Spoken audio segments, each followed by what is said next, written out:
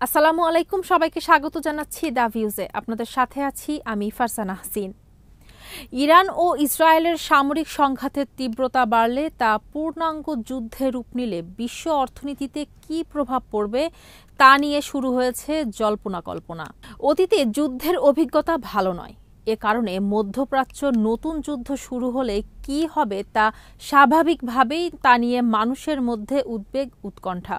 Hormuz প্রণালী বন্ধ হয়ে গেলে এর অভিঘাত শুধু মধ্যপ্রাচ্য নয়, বরং বৈশ্বিক অর্থনীতি ও জ্বালানির সরবরাহ ব্যবস্থাও গভীরভাবে প্রভাব পড়বে। এই অভিঘাত থেকে বাংলাদেশও মুক্ত থাকবে না। হরমুজ প্রণালী বিশ্বের অন্যতম গুরুত্বপূর্ণ সামুদ্রিক বাণিজ্য পথ। এই পথ দিয়ে প্রতিদিন গড়ে প্রায় ২১ মিলিয়ন ব্যারেল তেল বৈশ্বিক সরবরাহের প্রায় ২০% পরিবাহিত হয়। এই প্রণালী সাময়িকভাবে বন্ধ হলেও আন্তর্জাতিক বাজারে তেলের দাম এক ঝটকায় অনেকটাই বেড়ে যাবে। ১৯৭৩ সালের আরব ইসরায়েল যুদ্ধ বা ২০১৭ সালে সৌদি আরবের তেল স্থাপনায় হামলার সময় দেখা গেছে এমন সংকটে তেলের দাম অনেকটাই বেড়ে যাবে। বাংলাদেশ জ্বালানি আমদানি নির্ভর অর্থনীতি। দেশের বিদ্যুৎ উৎপাদনের একটি বড় অংশ গ্যাস ও তেলের উপর নির্ভরশীল, বিশেষত এলএনজি ও পরিশোধিত জ্বালানি তেল। আন্তর্জাতিক বাজারে মূল্যবৃদ্ধির কারণে বিদ্যুৎ উৎপাদনের খরচ বাড়বে, যার প্রভাব সরাসরি পড়বে শিল্প উৎপাদন, পরিবহন, কৃষি ও খুচরা বাজারে। ফলস্বরূপ দেশের সামগ্রিক মূল্যস্ফীতি বাড়বে এবং ভোক্তা পর্যায়ে জীবনযাত্রার ব্যয় আরও বেড়ে যাবে। এছাড়া বাংলাদেশ মধ্যপ্রাচ্যের দেশ কাতার ও ওমান থেকে এলএনজি আমদানি করে। এসব দেশের একাধিক কোম্পানির সঙ্গে বাংলাদেশের দীর্ঘমেয়াদী চুক্তি আছে। কাতার থেকে এলএনজি আমদানির একমাত্র পথ হরমুজ প্রণালী। জ্বালানি বিশেষজ্ঞরা বলছেন, হরমুজ প্রণালী ইরান দীর্ঘমেয়াদে বন্ধ করে দিলে বাংলাদেশে এলএনজি আমদানির স্বাভাবিক কার্যক্রম ব্যাহত হওয়ার বড় শঙ্কা রয়েছে। তাতে গ্যাস সরবরাহে প্রভাব পড়বে। এমনিতেই দেশের শিল্প খাতে গত কয়েক বছরে একাধিকবার গ্যাসের দাম বাড়ানো হয়েছে। এ পরিস্থিতিতে এলএনজি আমদানির ব্যয় বাড়লে তার ভার ব্যবসায়ীদের কাঁধেই বর্তাবে। এতে দেশের শিল্পোৎপাদনে প্রভাব পড়বে। শ্রমিকদের মজুরি বৃদ্ধির গতি কমে যাবে। সামগ্রিকভাবে আরও বিপদে পড়বে অর্থনীতি। ২ বছরের বেশি সময় ধরে দেশে উচ্চ মূল্যস্ফীতি বিরাজ করছে। এখন ইরান ইসরায়েল যুদ্ধের কারণে পরিস্থিতির আরও অবনতি হলে মানুষের ভোগান্তির শেষ থাকবে না, বেড়ে যাবে দারিদ্র্য। এমনিতেই বিশ্বব্যাংক বলছে চলতি বছর দেশের চরম দরিদ্র মানুষের সংখ্যা ৩০ লাখ পর্যন্ত বেড়ে যেতে পারে।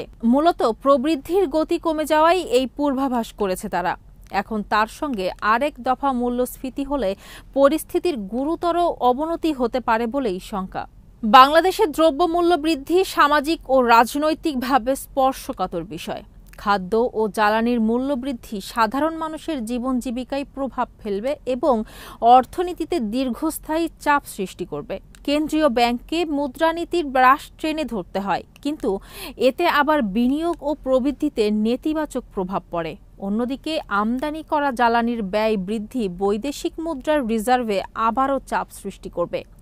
টাকার মান দুর্বল হলে অন্যান্য পণ্য আমদানির খরচ বেড়ে যাবে এবং সামগ্রিকভাবে মূল্যস্ফীতি আরও বাড়বে। অর্থনীতি এমনিতেই এক ধরনের স্ট্যাগফ্লেশনে আছে, যেখানে প্রবৃদ্ধি গেলেও মূল্যস্ফীতি বাড়তে থাকে। এখন ইরান ইসরায়েলের যুদ্ধের কারণে স্ট্যাগফ্লেশনের চাপ বাড়লে অর্থনীতি সংকোচনের ধারায়ও চলে যেতে পারে। ২০২২ সালে দেশে যে ডলারের সংকট ও মূল্যস্ফীতিজনিত সামষ্টিক অর্থনৈতিক অস্থিতিশীলতা সৃষ্টি হয়, তার পেছনেও ছিল রাশিয়া ইউক্রেন যুদ্ধজনিত জ্বালানির তেলের মূল্য বৃদ্ধি। সেই যুদ্ধে প্রভাব কাটিয়ে উঠতে না উঠতে এখন ইরান ইসরায়েলের পাল্টাপাল্টি হামলা দেখে ঘর পোড়া গরুর মতো সিঁদুরে মেঘ দেখে ভয় পাওয়ার যথেষ্ট কারণ আছে। শুধু জ্বালানি নয়, হরমুজ প্রণালী বন্ধ হলে আন্তর্জাতিক বাণিজ্যে বিঘ্ন ঘটবে। এই প্রণালী বন্ধ না হলেও যুদ্ধ দীর্ঘস্থায়ী হলে বিশ্ব বাণিজ্য ব্যাহত হবে। বাংলাদেশের অর্থনীতি রপ্তানি নির্ভর। তৈরি পোশাক খাত বৈদেশিক আয়ের প্রধান উৎস। পণ্য পরিবহনে বিলম্ব হলে আন্তর্জাতিক ক্রেতাদের কাছে পণ্য সরবরাহ ব্যাহত হতে পারে। ফলে ক্রয়াদেশ বাতিলের ঝুঁকি, মূল্যছাড় দিতে বাধ্য হওয়া বা বাজার হারানোর মতো পরিস্থিতি তৈরি হতে পারে। এরই সাথে শেষ করছি সংবাদ। সবাই ভালো থাকুন, সুস্থ থাকুন আর নিরাপদে থাকুন। খোদা হাফেজ।